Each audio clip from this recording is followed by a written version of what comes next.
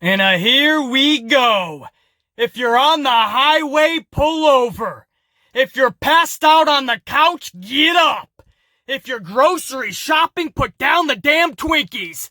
If you're having sex, if you're having sex, keep doing that. But for everybody else, stop what you're doing. Grab your coffee, get up, and let's get amplified. Because I assure you, the entire wrestling community is amplified this morning after what Vince and Kennedy McMahon in the WWE did last night. They put out a storyline that has the pro wrestling world buzzing. Jeff Hardy crashing. You know what? We're going to talk about it in the review.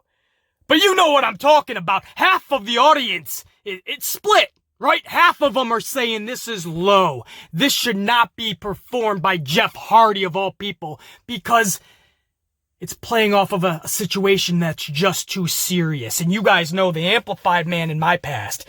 You know how serious this situation is for me. My take might be a little different on it though. It may not be what you think it is. I'll talk about it in the review and we ain't gotta wait long because it's the opening segment that we're about to go over. But you have the people that think it's too close and too serious to Jeff Hardy and it shouldn't have been performed. And then, at the same point, you have what's going on here in the United States with the police and people think it's just not the right time. I understand that. I also understand on the other side of the aisle, you have the people that are totally okay with this and you think it fits perfectly. It's storytelling on a professional wrestling television show. Hardy didn't actually wrap his car around a fucking tree last night. So I understand those peeps as well. No matter what side of the spectrum you're on, no matter if you liked it or didn't like it, you felt it was done in poor taste. Or you felt it was perfectly fine. It was a story on a television show. No matter how you feel about it, I gotta be honest with you guys right from the jump before I tell you how I felt about it. I just, on the surface of it all, was glad they actually gave us something different than a promo or a wrestling match at the top of the show. It's the same redundancy that doesn't get us excited for the rest of the show. It does nothing for storyline progression. You have to give us something different sometimes. Think outside the box. Get creative. Put thought, effort, and care into shit. I'm glad we got something different last night. Again, if you liked it or didn't like it, that's in the eye of the beholder. There's no right or wrong. I see people arguing this morning. What are you guys doing? You liked it or you didn't. Everybody is entitled to their own ways of feelings, their own fucking emotions. Let them tap into that shit. You ain't gotta get offended. You ain't gotta try to change everybody's mind. I feel like that's what everybody tries to do these days. Freedom of speech is basically gone. If you don't agree with somebody, you basically just cut them off. That's what I see people doing these days. Nobody can think differently, or else I can't talk to you. What the fuck is happening to the world? Everybody is just arguing over everything because there's so many platforms to do such. I love debate, man. I love when people have different ideas and different strategies and ways to go about things. You know? Talk, discuss. Don't get angry, don't get offended, please. You want my take on it all? You ain't gotta wait long. I'm gonna get a fucking swig of coffee right now, and then we are gonna get the Smackdown 5/29/2020 review up and fucking rocking like nobody. Listen to my words, because I know there's so many like the Amplified Man, right? There's nobody that does this shit like me, bro! There's nobody! You don't even go here! I'm sorry. I had to do my girl Bianca Belair there, man. I love that girl, man. It sucks I haven't seen her in a couple weeks. Put her on TV, damn it. You ain't gotta wait. She's ready to rock. I don't know why I busted into Bianca Belair, but the bottom line is, you guys know ain't nobody does it like the Ant-Man. I don't cave into nobody, no shit. We gonna rock this motherfucker like the legit superstar badass sumbitch the Ant-Man is, and you guys being the Amp unit, the baddest sumbitches in the wrestling community, when you mix us together, you get rock star status, bitch! And the beat goes on. This is just halfway into my coffee. Let me down the rest, and let's talk some Smackdown.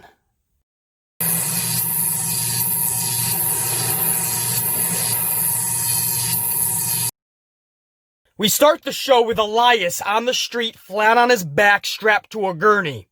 A car has crashed into a tree nearby. Ambulances and police scattered around. The police search the car and find that it belongs to one Jeff Hardy. They also find a bottle of liquor in the car. So it is clear at this point WWE is going full throttle hit and run angle, playing on Jeff Hardy's real life issues. Of course, Jeff has been arrested many times for being behind the wheel while impaired. And this hits home for the Amplified man because that was me back in my teenage years.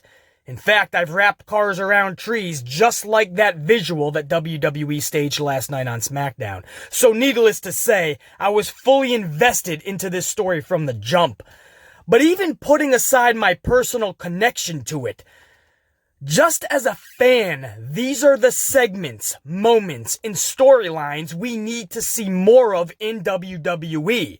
The time, thought, care, planning, and money to choreograph a segment like that, it's plentiful. But it's also rewarding. It'll pay off, you just gotta do it. We used to see shit like that all the time back in the day. Monster trucks crushing cars, limousines exploding, Corvettes being filled with cement, ambulances being tipped over, beer trucks riding right up to the ring, even Ronda Rousey driving and crashing a police car while arrested. That's the crazy shit I yearn for from this company. Shit we used to see all the time back in the day, and they just no longer put in the time or the effort or the care anymore. Everything is promo match, promo match, promo match. What happened to the storytelling? What happened to the awesome stunts?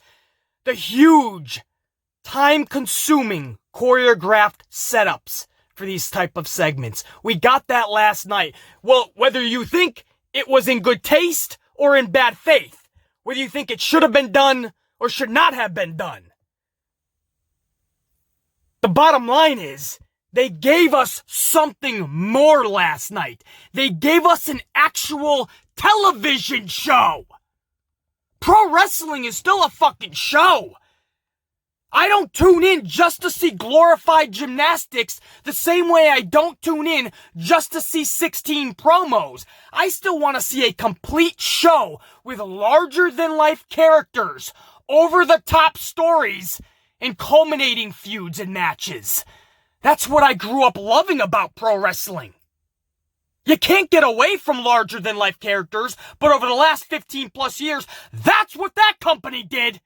You can't get away from over-the-top storylines because that's the shit that consumes and captivates the audience. But that's what that company has done over the years. They've gotten away from the simplistic formula that makes pro wrestling unique, one of a kind, and dominating. If you're gonna have a complete show, you start right from the jump, man. You get something that is going to captivate your audience right from the start, and then they need to tune in for the rest of the 2 hours because it's an ongoing story. I try to tell people all the time that sometimes even the most simplistic type of a story is all you need at the start of the show. Give you an example, you're asking, right? BC, give us something. What do you mean? I'm talking about the simplistic storyline of a guy waiting in the parking lot for his nemesis to show up, right? Something like that. It's so simple. You have performer A waiting for performer B. Wrestler A waiting for wrestler B. Superstar A waiting for superstar B. Whatever the fuck you want to call it, a damn man or woman is waiting in the parking lot for their enemy to show up. And what happens is you now set the seed in everybody's dome piece that they have to see what happens now. Even if they were going to go to bed early or switch the channel to something else or play a video game, they have to keep checking back in because Superstar A is really pissed off and they want Superstar B. And every match or every other match or a promo in 2 matches, you keep going back to the parking lot and the anticipation is building. The intrigue, the suspense keeps building. Because it's taken on a life of its own now. Once Superstar B shows up, shit's gonna hit the fan and you know it. You gotta be there to watch it. Simplistic, right? Somebody's waiting in the parking lot. But what it does for your audience is it tells them they need to tune in now. You give us something to hold on, to hang on, to grasp onto at the beginning of the show. And by the end of the night, you have a culminating factor. It doesn't have to be a culmination of the storyline, but at the end of the night, you have a huge progression that is called a cliffhanger. Then you need to tune in the following week. Not just want to, you need to. And when you are telling good television stories, and you're telling good feuds the way they're supposed to be told, the culmination is going to be needed to be watched. Not wanted to. Everybody has to tune in. The audience shows up when you're doing things correctly. Why have ratings been declining? Way before this Wabaka hit the world, ratings were declining rapidly. Why? Because people didn't want to tune in anymore. You know why? Because the product sucked. Asses weren't showing up to the fucking arenas anymore, even when WWE was slashing ticket prices. Why? Because your product sucked. So whether you like this specific storyline or not, you thought it was the right or wrong person to be in it, you thought it was the right or wrong time to be doing it. The fact that they actually invested into a storyline once again, this time, this energy, this effort, this thought, this planning, the money that goes into it, that's a good sign, guys. It shows me that they haven't forgotten that this type of shit is needed. They were just careless. I don't know if that's any better. But it shows us that this type of storytelling can still be told. And we need it in pro wrestling, guys. You can shit on it all you want. But I am a fan, if you will, that doesn't want to tune in every fucking show to see glorified gymnastics in some run-of-the-mill, dry, vanilla, downright horrible promo tellers. Because that's what they have these days. The NXT Performance Center is supposed to be a school where you can learn how to cut promos. Well, guess what? You don't learn the it factor. You don't learn the realism to have people believe in your words. Like the Ultimate Warrior, and the Macho Man, and Hulk Hogan, and Roddy Piper, and Ric Flair the Nature Boy, and so many others. Half the time you didn't know where the fuck they were going with their promo. If it was the Warrior and Macho Man, half the time you didn't even know what they were talking about. But you knew they were cutting some rapid-fire, legit, badass promos. Because oozing out of them was this intensity, this passion, this amplification. Unmatched by any son of a bitch beforehand, and unmatched by any son of a bitch after the fact. Still in 2020, we have not seen promos like they have cut back in the day. Now, yes, some substances were probably added to make those promos legit fire, right? Some extracurricular activity was going up their nostrils, maybe. I understand that. But it was still the best of the best. Today, everybody is a carbon copy. It looks like everybody is being shot out of a factory. And they are being shot out of a factory. You know why? It's called the NXT Performance Center. And what it's doing is it's making everybody the same fucking prototype. Everybody is the fucking same. Nobody is an individual. Nobody is unique. Everybody comes from the WWE NXT factory. And it's bullshit. So can you tell I miss stories like this? This is the type of shit that we need. Again, was it this specific story that we needed? That's in the eye of the beholder. But I want to see more storylines played out like this. Segments. And the time, effort, care, money, and thought that goes into it, that needs to go into these type of segments. That was just the start of the show. And what this led into was more of the bulk of the show.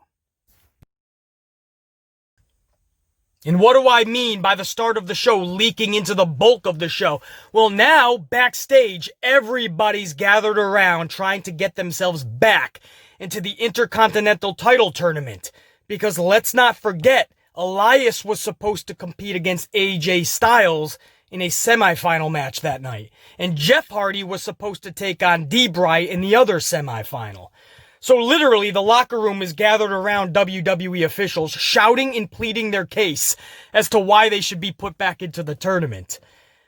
I thought this was absolutely just, I don't want to say brilliant, because I don't want to give the company that much credit, but this was just a great way to start the show, having a story just breathe and unfold naturally. Nothing was rushed. Segments were dedicated to it.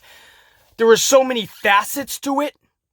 And eventually the decision was made that there will be a battle royal, and the winner will take on Daniel Bryan for Hardy's tournament semifinal spot. Because again, let's not forget, Daniel Bryan actually wanted to compete last night. Whereas AJ Styles, on the other hand, he just wanted a free ride into the final. And AJ Styles bitched and he complained successfully, and he was given that free ride into the IC tournament final. Whereas Daniel Bryan opened his mouth and said he wanted to compete. So WWE officials said, okay, there's going to be a 10-man battle royal up next. And whoever wins that battle royal, the winner will take on Daniel Bryan in tonight's main event on SmackDown. And that's what they did. AJ Styles got the free ride to the final, and Daniel Bryan, just like he wanted, he's going to take on the winner of the battle royal. And I love what Styles did after the locker room kind of cleared out, because the decision was made. They're going to get their chance to win a battle royal. So everybody leaked out of the locker room, and it's just AJ Styles and Daniel Bryan. Styles walks up to Bryan and says, well, that was stupid. I loved it. Typical heel Styles, man. Like, you know, it was the ultimate dude you can respect, which is the face, right? You know, you want to respect him, and you do respect him. And Daniel Bryan played it off beautifully. You know, I want to compete tonight. And then you have the ultimate heel in AJ Styles. I don't want to compete. I don't deserve this. I won my shit. Just because he's out doesn't mean I should have to face someone else. That's not fair. You know, the guy that's always saying X isn't fair and I deserve this. And I just loved it, man. It's the roles that the way they should be being played. I just love when that happens, because it doesn't always happen in WWE. Now, the first actual match of the night was that aforementioned Battle Royal. 10 men in all, and just like AEW did on Wednesday night with their Battle Royal to crown the number one contender for their TNT title, currently held by Cody, AEW kept that match up to just 10 minutes, so it didn't drag on and was rather action-packed. WWE did the same exact thing in this one. It hovered around 10 minutes, no low points, and a lot going on, unlike most Battle Royals in the past, I can say. This one actually, you know, you didn't have a moment to kind of go, this is boring, because it was just chaos for 10 minutes. And this was a Battle Royal that I honestly didn't mind. And I said that with AEW's Battle Royal. I think the key recipe here is don't have it drag on, and don't just have guys in the corner almost about to be eliminated for 3 minutes, you know, because that's what we see in Battle Royals. For 3 fucking minutes, you'll have the same 2 guys in the corner trying to throw someone over the top. Well, when you have that for 20 minutes, that shit can get a little bit much. So we saw it with AEW Wednesday, we saw it with WWE last night. Keep these around 10 fucking minutes, have a lot of action, no low points, and you got something that could actually work. Sheamus ends up winning it all, and this sets up Bryan and Sheamus for later in the night for the semi-final matchup. And the winner of that will go take on AJ Styles. Now, we know that Sheamus and Daniel Bryan have a lot of history, so that adds another level of care, I guess, into this main event. Not just the fact that there's a lot riding on who wins that match. Hour number 1 ends with Lacey Evans and Sonya Deville brawling themselves into a double countout. Post-match, Sonya tells Evans, "My terms, Blondie." So it looks like that feud is going to continue. Yay. And but I do love Sonya Deville's new character, though. You know, there's this new edge to her, and this new badassery, and this new level of confidence that she's fucking with. I do love that, so I'm willing to give any Sonya Deville feud right now a chance, because I want to see more out of her. And she gets on the headset. It wasn't actually the mic. She got on, I think, Michael Cole's headset and said, "My terms, Blondie." And Lacey Evans just starts screaming out, yeah, blonde, blonde. She's running her hands through her hair, and she's like, all blonde, baby, all blonde. And I'm like, what are you saying, Lacey? We see that. I think she's trying to say, like, yeah, I'm blonde and I'm still badass. You know, I was a Marine and I'm a pro wrestler. You know, I don't know where they're going with this. They're really playing the blonde storylines as of late, right? Everything we've been saying in the wrestling community, how Vince does favor his blondes. We know that, right? That's a fact. I don't think anybody doesn't realize that anymore. And so what they're doing now is they're not even trying to deny it anymore, right? They're putting it in storylines. We saw that with the Iconics and Alexa Bliss on Monday, where I believe the Iconics said something like, Alexa, you're the corporate favorite blonde. The office's favorite blonde, something like that. And then last night on Smackdown, Sonya Deville has said, my term's blondie. And you have Lacey Evans shouting out, yeah, blonde, all blonde, baby. And I'm like, all right, now we're getting cringe. Let's cut away from this. It was badass with Sonya. Get the camera off of Lacey Evans, please. Somebody. You can still save this segment, damn it. We kick off hour number 2 with a moment of bliss. Special guest, The New Day. Right off the bat, we're exchanging presents like it's Christmas fucking morning. Nikki Cross gives The New Day pancakes from Scotland. The New Day gives Alexa and Nikki coffee beans. You don't even want to know where they came from. Literally, you don't want to know. But that's my type of gift giving, right? Coffee and pancakes. Fuck yeah! Now, Sasha Banks and Bayley hit the ring, and Sasha is covered up in like a tracksuit. Even in a tracksuit, may I just say, Sasha Banks is banging. She is so fine, guys. She really is. Even in a tracksuit, she's so damn sexy. She makes a tracksuit look good. But I'm thinking, nah, Sasha's bod is just too damn legit to be hidden like that. Thankfully, she felt the same way, because once Sasha got in the ring, she took that jacket off, threw it right in the face of Alexa Bliss. This set off a war of words between the ladies. Alexa tells Bayley, I'm sorry, when you started talking, I stopped listening. Bayley responds by calling her a little Charlotte. Yeah, take that one in and think about that one. Goodbye, fourth wall. Alexa says, I see 1, 2, 3, 4, 5 titles. Hey, Sasha. Where's yours? I mean, in all honesty, guys, these were some good burns and well delivered. It was fun, executed good, and I enjoyed it. Now, Bayley, like we saw before with Tamina weeks ago, volunteers Sasha Banks to compete against Alexa Bliss one-on-one right now, she says. Sasha, of course Sasha is looking at Bayley like, what the fuck, dude? Stop volunteering me for this shit.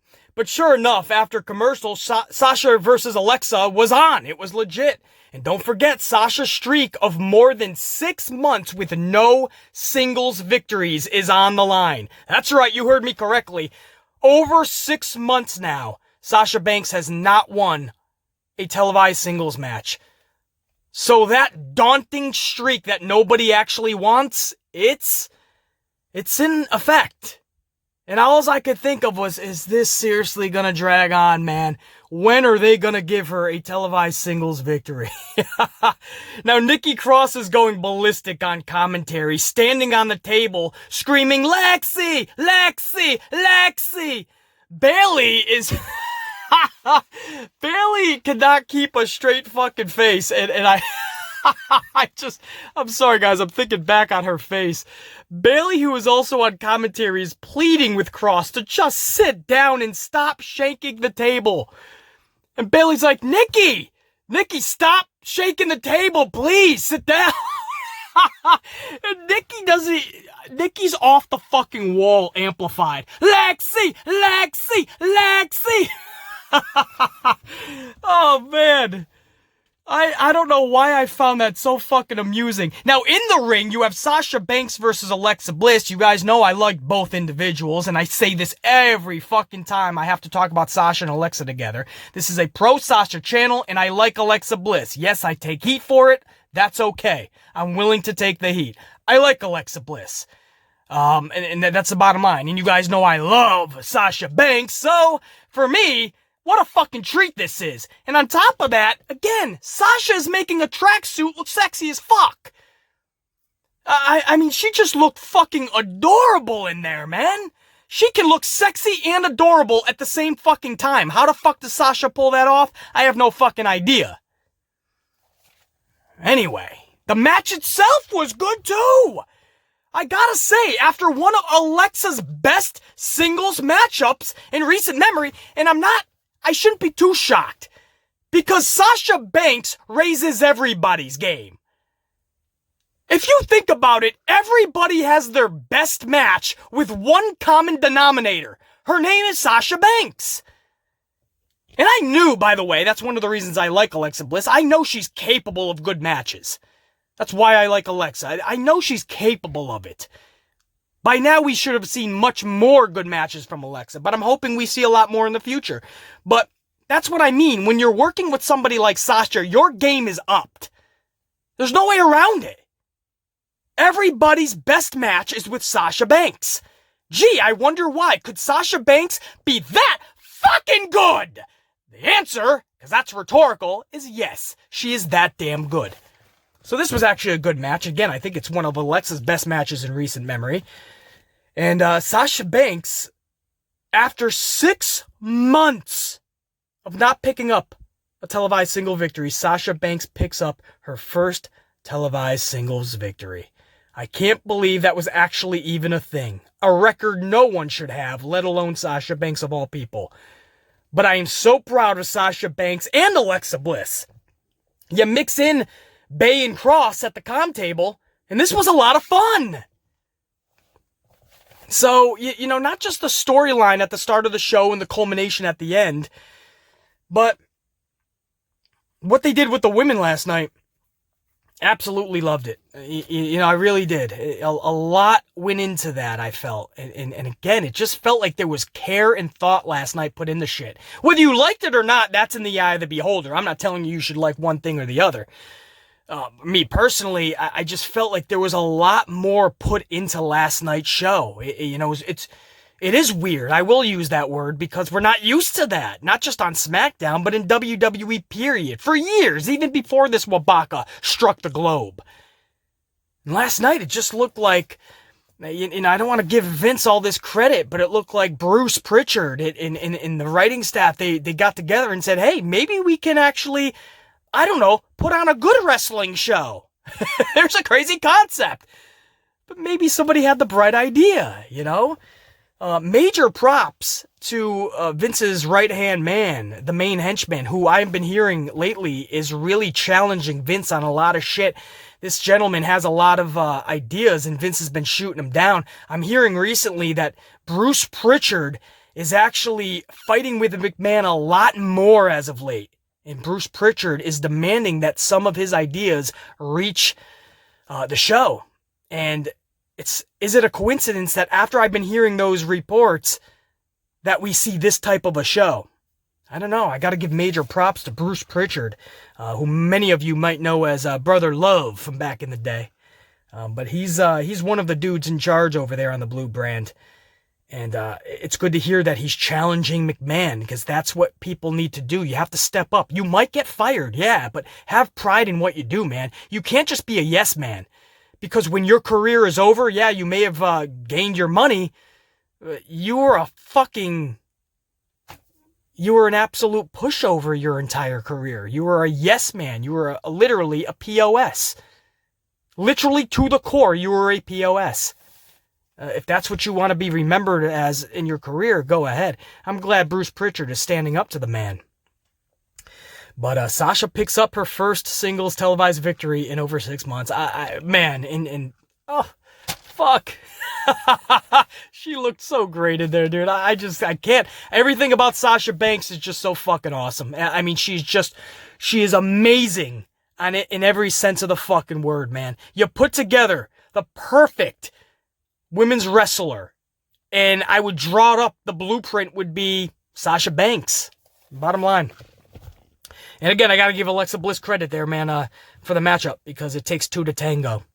Next up, Cesaro was defeated by a G that is short. Now, guys, this entire match was just a beating on the G that is short. Cesaro just tooled on this poor soul. But in the end, the shortest G of them all hits the devastating, awe-inspiring powerhouse finish known as the roll-up. The shortest G of them all. Even after getting there was a powerbomb in this match that Cesaro gave to the shortest G. That was one of the best powerbombs I've ever seen in all of pro wrestling in all of time. I mean, he got extra height and some extra slam, and the shortest G kicked out of it.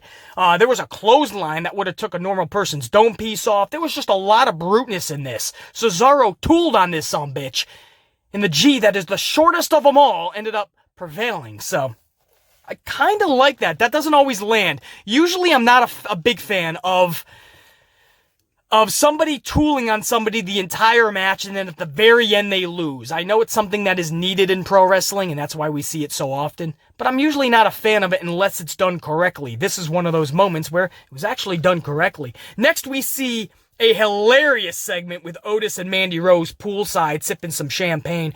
Mandy has a dream of a sexy Otis, I guess. I don't know what... I'm thinking to myself, if Mandy's having a dream, right? In this, what she deems to be a hunk is getting out of the pool, wouldn't it be like a Brad Pitt or something? Or a Johnny Depp, right? I mean, this is Mandy's dream. And in her dream, Otis is the sexy man in her life. Otis is coming out of the pool like he's some fucking porn star or so. Who knows? But it was just hilarious, man. I mean, she was feeling some type of way during this dream, guys. I mean, she was squirting and getting wet no. I mean, all right, you know what? I'm not even going to go there. If you saw the segment, you know what I'm talking about. But, Otis wakes her up by doing a cannonball into the pool. Literally screams out, "Cannonball!" And you know Otis is not a small dude. So when he cannonballed, I mean, the entire Atlantic Ocean just catapulted up into the skies. Mandy gets drenched from the aftershocks of Otis's cannonball. Otis says, "Did I wake you, my precious little gem?" Mandy, still hot and wet from her dream and Otis's cannonball, gets in the pool and begins an intense makeout session with Otis. And at that very moment, Otis had the coolest job in the world. Not only are you a WWE superstar, but could you imagine showing up to work and your boss tells you, your job today is to make out with Mandy Rose. We're going to do it in about 22 takes too because we need different angles and you're going to make out with her in 3 different scenes. I'm sure Otis, what do you say to that? Oh yeah! Otis's response to his boss telling him that, oh yeah! I'm sorry guys, I have to laugh at that because as I'm talking about it with you guys, I'm actually remembering it. And it's as funny now as it was then. Kurt Angle then announces SmackDown's newest star to the brand, former NXT talent, Matt Riddle. Sounds weird for me to even say that, right? Former NXT talent, Matt Riddle. But that's what he is now.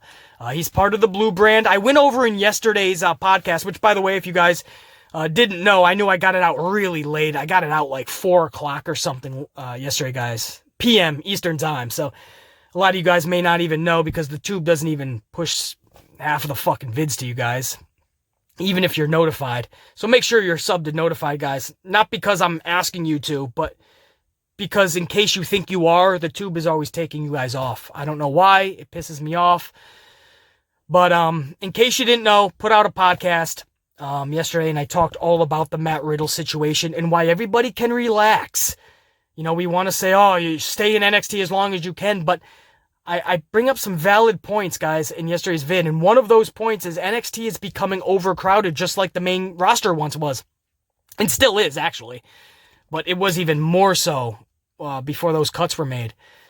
NXT was starting to get so overcrowded that some of their main talent wasn't even getting big-time matches or feuds or storylines anymore, and they were just starting to sit at catering, or they had nothing for them. I mean, I think a guy like Matt Riddle deserves a chance to step out of the role of big fish in a small pond, and let's see if he can survive in a bigger pond. I think he's going to be just fine. And I know the easy, simplistic thing to say here is stay in NXT as long as you can because Vince is going to ruin you. And we say that because there's a lot of truth in that.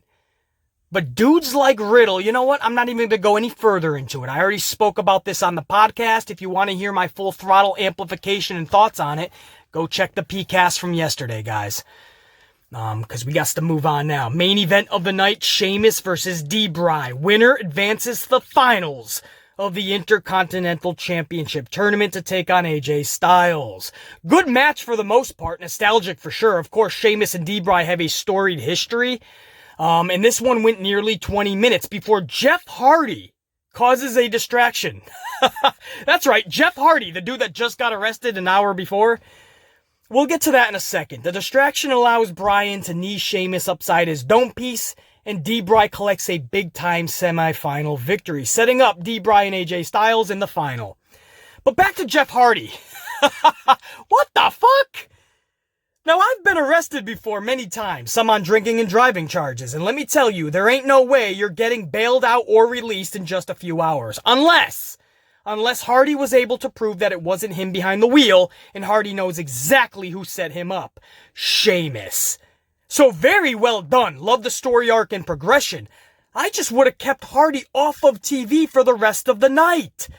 It was definitely not needed. Leave your audience wondering what happened to Jeff. Leave your audience needing to tune in next week to see such. Right? I mean, that's... It's cliffhanger 101. You started something so great at the beginning of the show. You progressed the story throughout the show with the Battle Royal.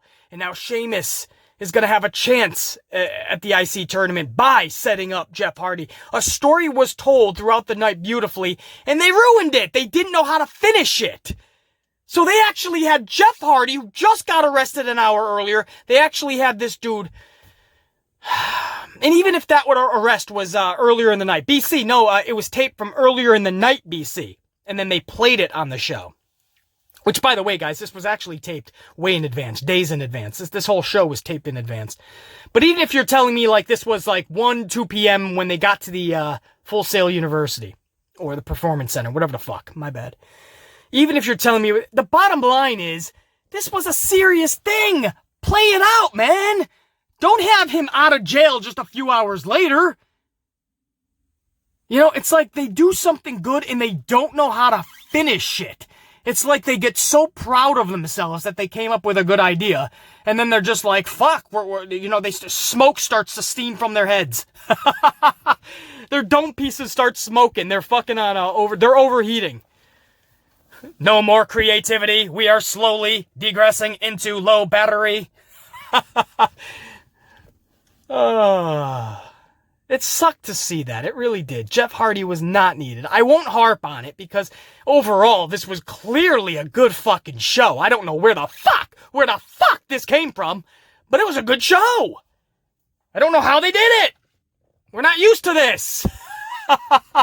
and guys, take my advice. Don't get used to it either, until they do this consistently. But, I digress with the finish of it.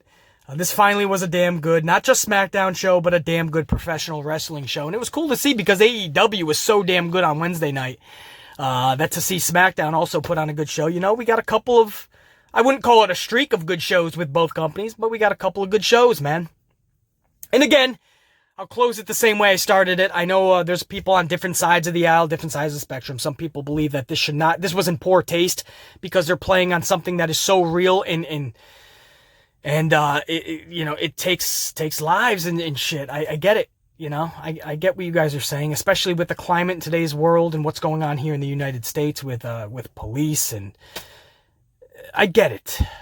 But on the other side, I totally understand people think that this is a storyline, and WWE has always played on real life scenarios. You remember the Gulf War and Sergeant Slaughter turning heel and going against America. I mean, this has been WWE's MO from day one. This is nothing new. I just, I'm concerned if when Jeff Hardy's career is done, or if this happens in real life again, WWE did nothing to really help him. They just used it for their own gain. Ooh, this is a tricky, slippery slope that they're on. If Jeff stays clean for the rest of his fucking life, then you know what? This turned out to be a good fucking story. And WWE, no harm, no foul. If something happens to Jeff in the future, knock on it. With his own battles and demons, and he drives drunk and, Lord forbid, crashes again. This is not going to look good on WWE. So it's a very risky thing for them to do. But as somebody who has been in that situation, as somebody who has wrapped my car around trees, and this is a very serious subject for me. Being used in a WWE storyline, I'm okay with it. Jeff Hardy would be one of the prime people to actually do that story, and as long as he was okay with it, then I'm cool with it. I also see the other side, that this is very serious, and man, it's a slippery slope. Nobody's wrong here, guys. If people think that it's too serious and they should not be having Jeff play that role, I get you. And if you think that Jeff was fine in doing it, I get you too. I hate to play the middleman here, but there's no way around it. Nobody's right or wrong. This is a slippery slope, and only time will tell if this was the right decision by WWE or not. But we always claim we want storytelling. We always claim that we want shit out of the box. Get creative and let's do some crazy shit. Well, they did it last night, man, and it's got the wrestling world buzzing. That's for damn sure. Listen, I'm the Amplified Man. I'm going to get my ass to Seaside Heights, Jersey Shore, and enjoy my weekend. I hope you guys do the same. Much love to all of you. And please, do this one thing for me. Two things, actually. Grab your fucking coffees. Put them high in the air. Is that three things? Grabbing your coffee and putting them high in the air. That's all one thing, okay? The second thing I'm going to ask you to do is to think, be, live, amplified. Always. Check you later.